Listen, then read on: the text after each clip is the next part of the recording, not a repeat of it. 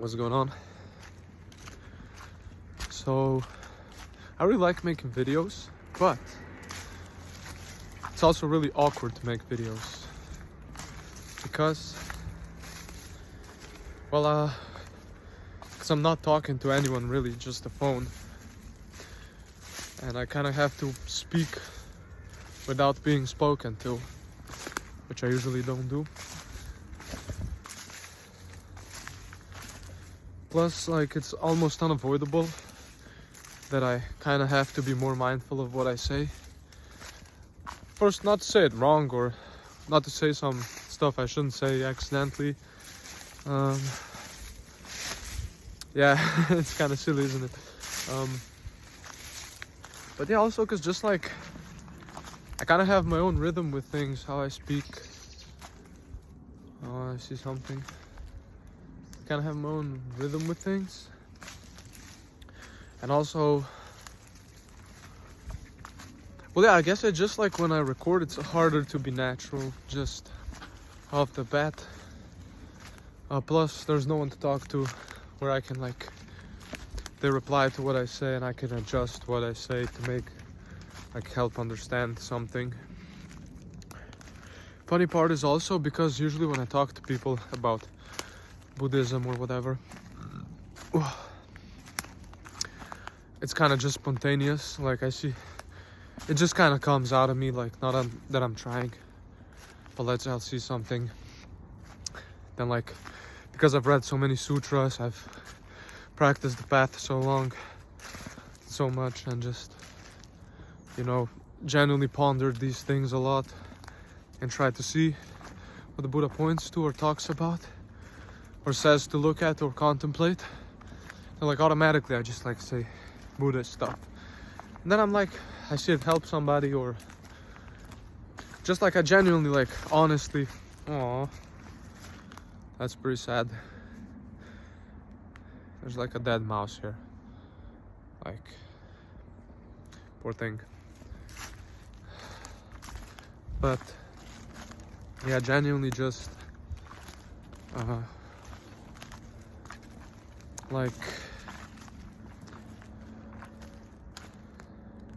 I forgot what I was talking about. That mouse distracted me. But I just genuinely want to flow freely, just like this. I'm making this video where I'm just gonna be completely, absolutely zero intention of what I'm saying, but just the most casual way I can be, the most authentic way I can yap. Because of course, if I'm in the forest alone, I'm not gonna be talking. But if I'm gonna yap and not put on any character, then this is how I'm gonna talk. While still kind of being mindful not to say something stupid, but yeah. But enough about that. Yeah, see, I'm getting into video mode again. Enough about that. Let me get into this topic. Now, but generally, I guess I just want to talk about, I really do trust the Buddha. I recently bought all the Nikayas. Why am I on the Eightfold Path thing? Because I just bought all the Nikayas. I bought all the Theravada, basically, sutras, for that helps someone understand what I'm reading right now. And I started reading the sutras, and not only did the Buddha disprove but a lot of my views, completely dismantled them completely. Before I started off with Buddhism, I really did. I guess I can get into that story, fuck it. I was just an atheist. I didn't believe in nothing, not really. I basically thought religion was stupid. Delusional, science is the best, that shit. Then I just saw a YouTube video about the Four Noble Truths and no self, and I'm immediately just boom. It's that game, the game, if you remember the game, you're oh no, I remember the game. I don't know who knows about that game, but it's I remember though, Buddhism, yeah, that's it. Immediately just started reading the sutras, just consuming Buddhism, practicing everything the Buddha said. Was on the path hardcore. Then I had some good insights, but not even into the path, literally more into non-duality and stuff like that. And then I saw like the Mahayanas, like the Heart Sutras and the Lotus Sutras and the Diamond Sutras, and more that Mahayana flavor. And I thought, oh yeah, I see, oh I get it, yeah, Samsara is Nirvana for sure, it's non-dual. Buddha was just like all the other guys trying to explain this non-duality stuff in his own way. Yeah, Nirvana is just non-dual awareness. Completely wrong take, completely wrong take, completely wrong take. But I still kind of kept doing the path. I still kept meditating. I still kept seeing dependent origination.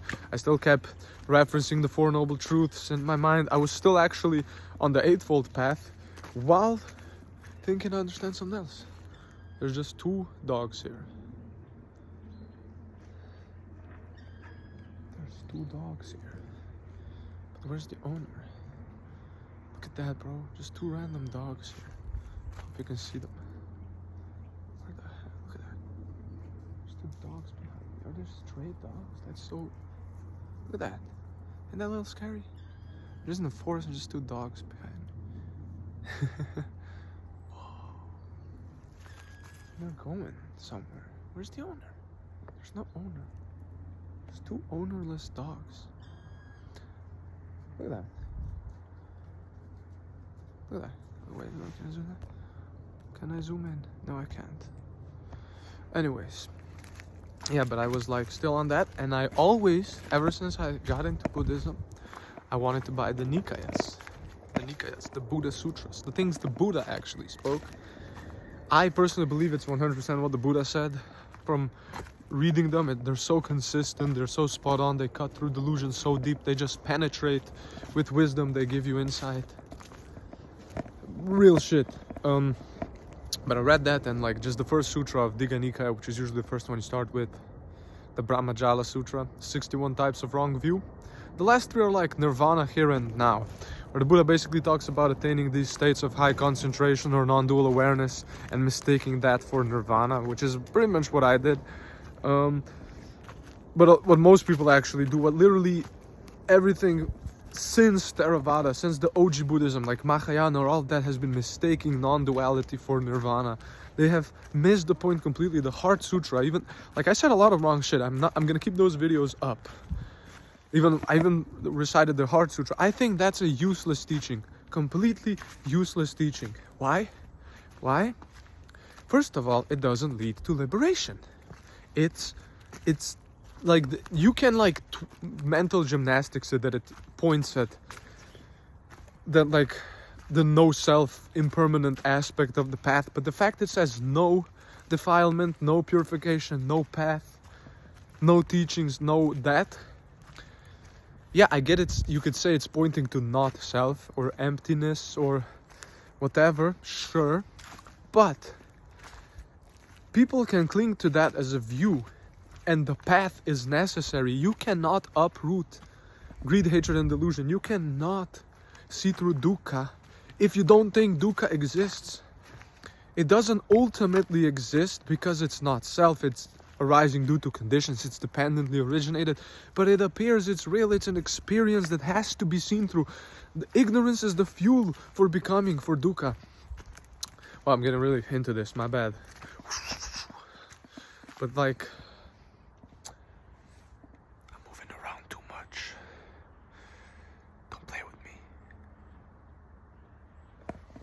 But like, denying those things outright is stupid. It's a useless teaching. It's not what people need to hear, especially people that are still clinging, that are still trapped.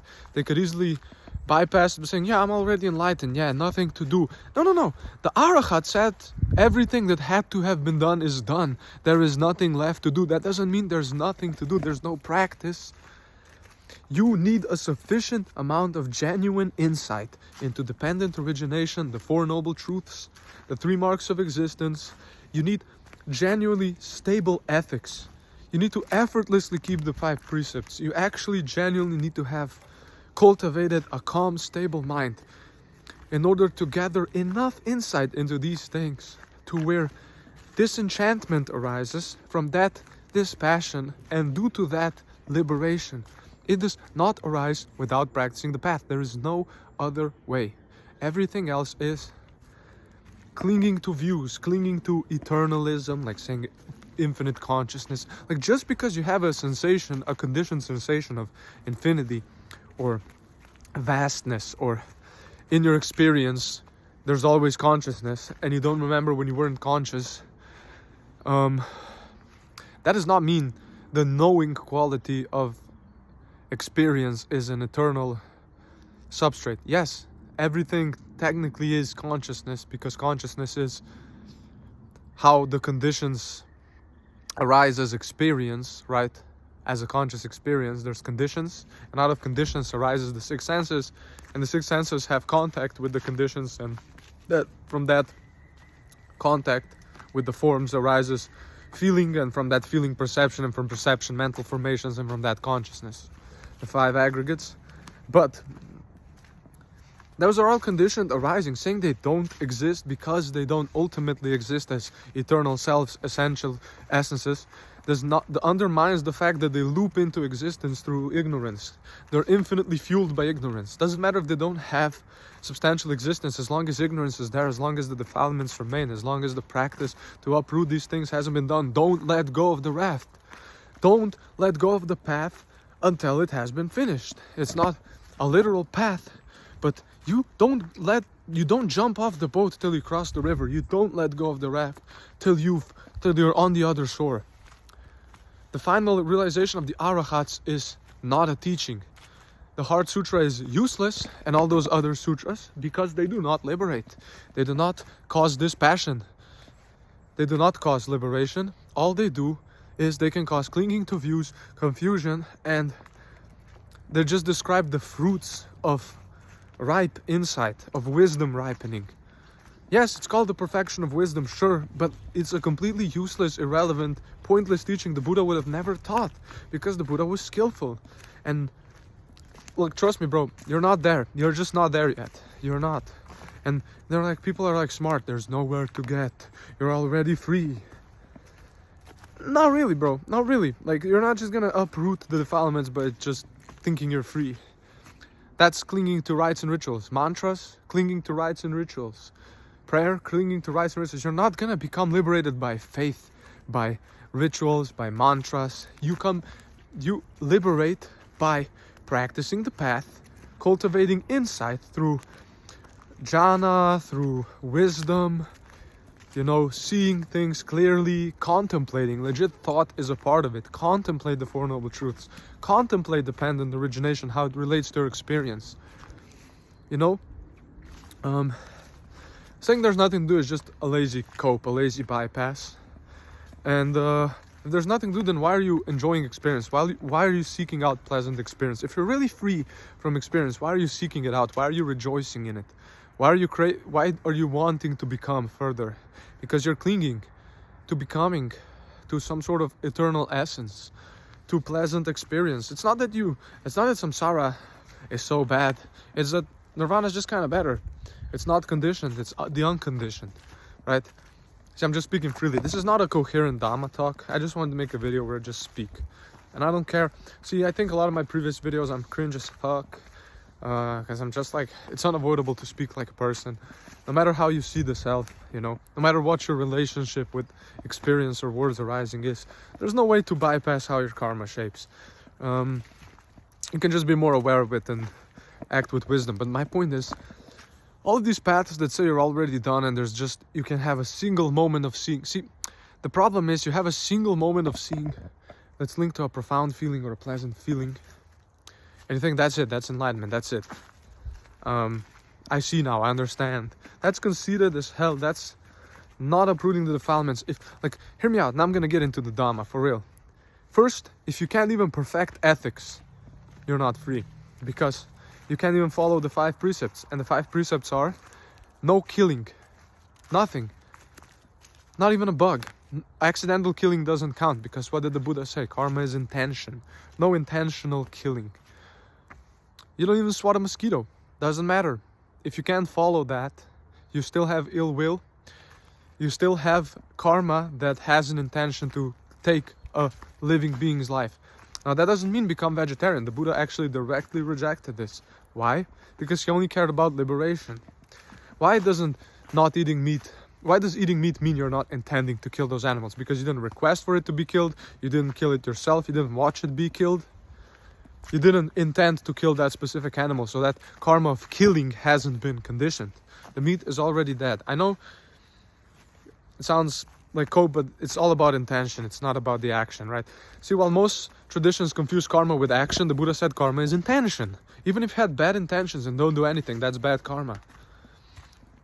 So, yeah, think about that.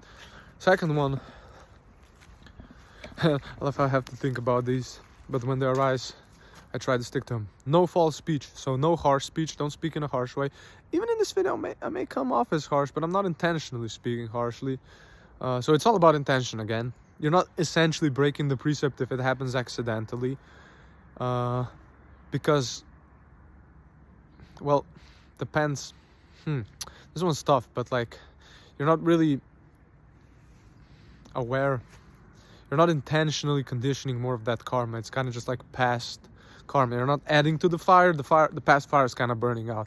So that's the heat from your past intention instead of a current intention. But yeah, no harsh speech. So don't bully people. Don't speak harshly with intention of, being harsh. Again, with intention. Second one, no lying. That falls under false speech. I'm all over the place. No lying. And that also means no half-truths, no white lies, no omitting truth when it should be said,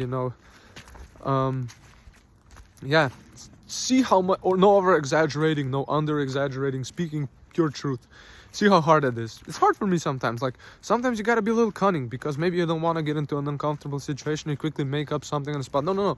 Uncompromising, no lying, even when it's a minus to you, even when it sucks. That's a hard one to follow. What also falls under false speech? No divisive speech. So no shit talking, no speech that would make people angry at each other, fight each other, basically dislike each other. But speech that brings people together, right? That's better. Don't speak in a way that makes people dislike each other, hate each other. So that falls under no false speech. That's the second precept. The third precept, no, and I'm not listing them in order, I'm just listing them the way I remember them, but no alcohol or intoxicants.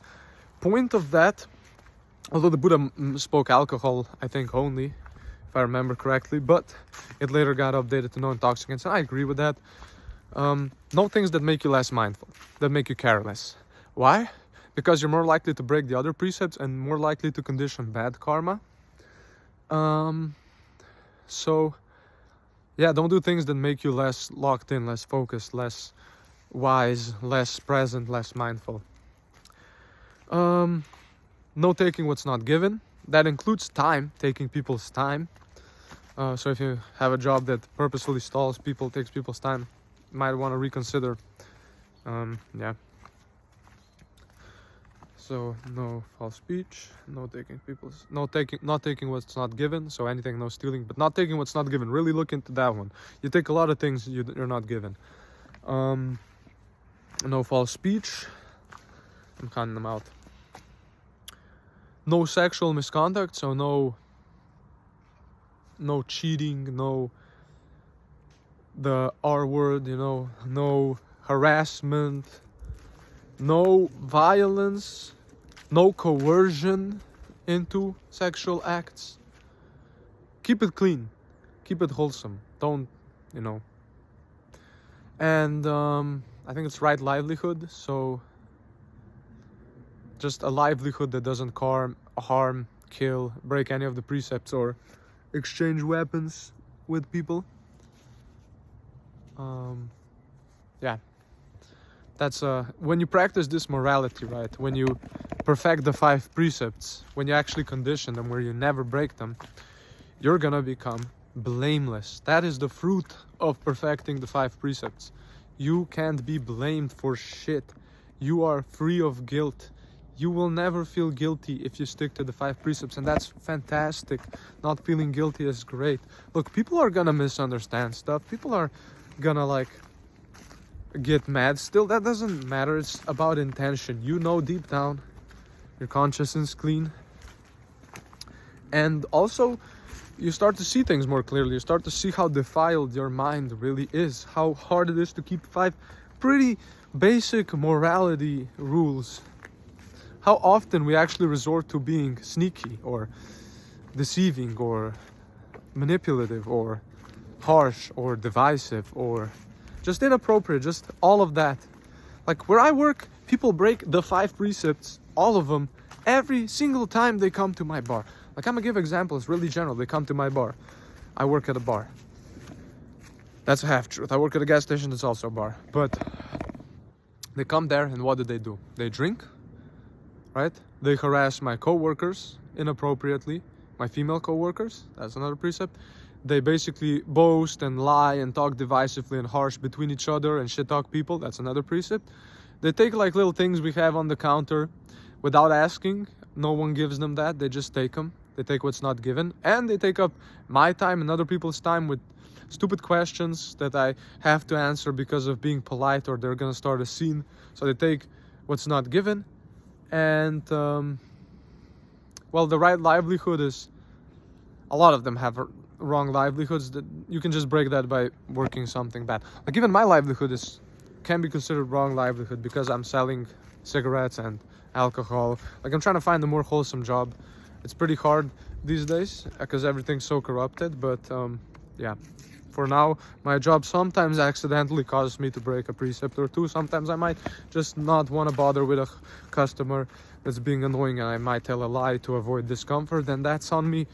That's my karma, that I condition sneakiness then, and I'm gonna have to bear the fruits of having a tendency to be sneaky around those situations and having to actually work on seeing that clearly. But yeah, basically people want to avoid the work, they want to avoid insight. Why can't I speak now? They want to avoid the inside and take one deep insight or deep meditative state and take it as the truth without actually walking the path, doing the work. And yeah, when you perfect ethics, you're blameless, and that creates a calm state of mind. And when you're blameless, right, then you begin to notice subtler things, right? And when you notice these subtle things, you notice just how much sensual desire you have, and with the seeing of that, it subsides. You notice how much ill will you have, and the seeing of that, momentarily it subsides, right? You begin to feel a sort of energy. This calm mind gives you a sort of energy. You get rid of sloth. This calm mind also gets rid of any restlessness. And then you get rid of your doubts about the path because you see the fruits, how pleasant it feels following the Eightfold Path. Right?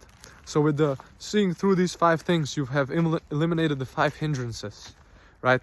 So not only have you become completely blameless, that's the fruit of ethical perfection. And then perfection. Yeah, perfect your ethics, dude. Don't be a dick. Try to actually perfect your ethics. Like, see that it's bad to do bad things. Like, not to have a sense of self, I'm a good person, but just because you see how it hurts everything. Everyone, you and others, you know. So yeah, you get rid of the 5 hindrances, and then, only then, is meditation truly possible.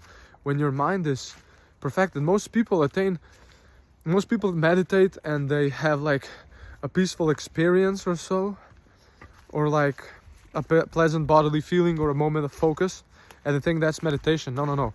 True meditation is after you've actually perfected ethics and got rid of the 5 hindrances. That makes your mind completely more capable of very deep meditation. That's why people these days don't know shit about meditation, because they don't actually meditate how the Buddha taught it. Really fucking crazy deep. Actually perfecting your mind to the point where meditation becomes a completely different beast. And what's the point of meditation? So, with the more controlled, pondering, analytical thought, so less thoughts all over the place, but the thoughts are more deliberate, and with the strong focus on an object, usually the breath, you enter the first jhana, accompanied by a pleasant feeling.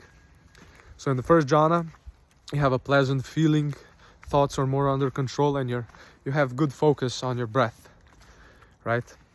Then slowly thoughts subside. Without thoughts, with just a present feeling and a focus on your breath, you enter the second jhana, right? Then eventually, the pleasant feeling begins to fade, and more of an equanimity, a not disturbed sort of vibe arises. So you enter the third jhana, where the mind is fully focused on the object and has let go of even pleasant feeling, even more purified, even more focused. Then, with the letting go of even equanimity and discomfort, with the mind just focused, not even an object remains, just a mind purely focused, you enter the fourth jhana. That's the highest state of focus a mind can achieve. That's a conditioned state. You have to apply effort, you have to apply concentration, and you have to actually perfect ethics and get rid of the 5 hindrances to meditation. But when you reach the fourth jhana, the mind becomes wieldly, the mind becomes focused. Then you can point it at insight. I mean, you could point it at insight, and even the first jhana, just basic calm mind is necessary. See, you don't have to have perfect ethics, but the fact you're perfecting them leads you to a state of being blameless more often, where you can have really deep sessions of insight. That's how to gain insight with meditation, with concentration, right? You point that pointed mind at seeing the Four Noble Truths, dependent origination, understanding all that, you know.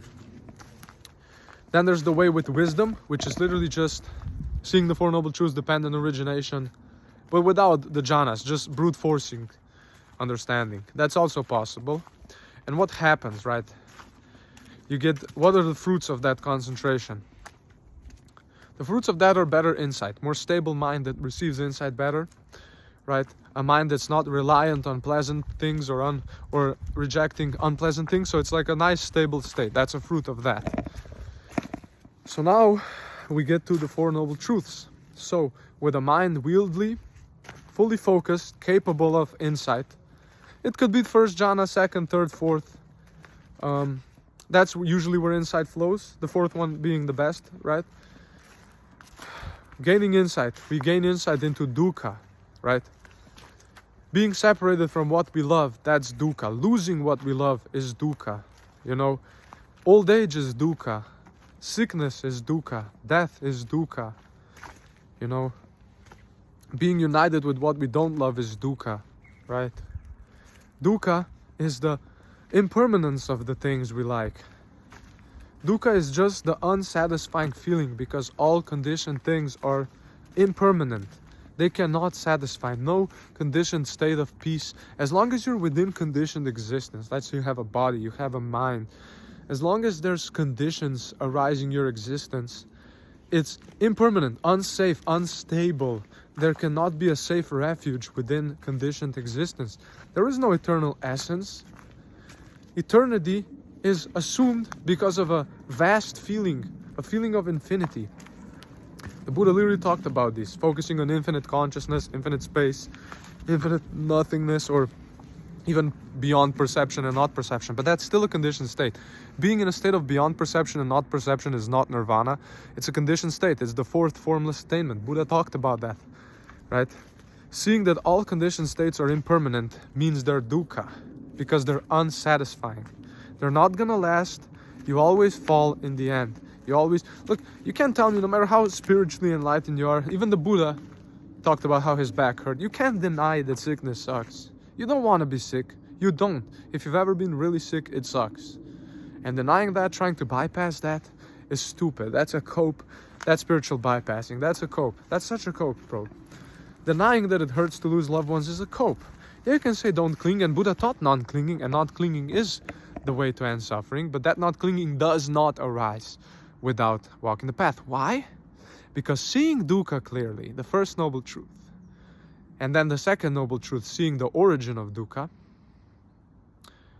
and then the third noble truth, seeing that dukkha ends, that gives you insight. It gives you an insight that dukkha not only is conditioned and impermanent just like everything else, and you know it's conditioned. You see, when dukkha ends, there's this feeling, nirodha, cessation. And nirvana is basically the cessation of all formations, and is the ending of dukkha, and that cannot be found at all within conditioned experience, at all. You cannot find nirvana here. Nirvana only happens when the fire burns out. The conditions are ended, and that's not annihilation. It's just the unconditioned. No conditioned way of explaining it can explain unconditioned freedom. But it is not awareness, it is not eternal self, because everything that arises is conditioned. All formations, sabbe sankara dukkha, sabbe sankara anicca, sabbe sankara. What's the third one? Dukkha, anicca. Oh, fuck it. Sabbe sankara dukkha. All formations are dukkha. Basically, insight into that causes non-clinging. Why? Why did I say it like that? Why? But because, how should I put this? Because you see the dukkha, you don't turn away from it. And I do this a lot. I really meditate, contemplate a lot of fucked up shit happening to me, to my loved ones. You can say that's dark, but that makes me feel the dukkha more clearly, see it more clearly, see that all conditions, all the nice things, all the sweet things secretly end, and that sucks. Like, you can't say good stuff you like ending doesn't suck, and you say just don't cling, but you can't not cling without seeing it sucks to cling. That's the whole point of the path. So you see dukkha clearly, and you see that all conditioned things are dukkha, all of them, even what you call God or awareness, or what you cling to as some sort of refuge within samsara. Even heavens are conditioned realms, so they end. There's dukkha there. Everywhere is dukkha. You see that clearly. You see dukkha clearly. You see the path. Disenchantment with samsara arises. You're just not, the magic's not there. You're not, oh, this is so magical and holy. You know what calling samsara holy or divine is? It's putting makeup on a corpse. It's always rotting. Everything around you is always dying. It's always ending. It's not gonna last. It's impermanent. It's literally rotting. You know, people are dying. Loved ones are dying every day. Messed up shit is happening. You're gonna lose everything. Everything you love is gonna end. You will lose it. You cannot keep it. It's all borrowed. It's not yours. It's not me, mine, or myself. Even your awareness. The conditions for consciousness continue, but it's not the same consciousness. It's conditioned, right? So, yeah, seeing that clearly, right? Seeing dependent origination, that it arises due to clinging, right?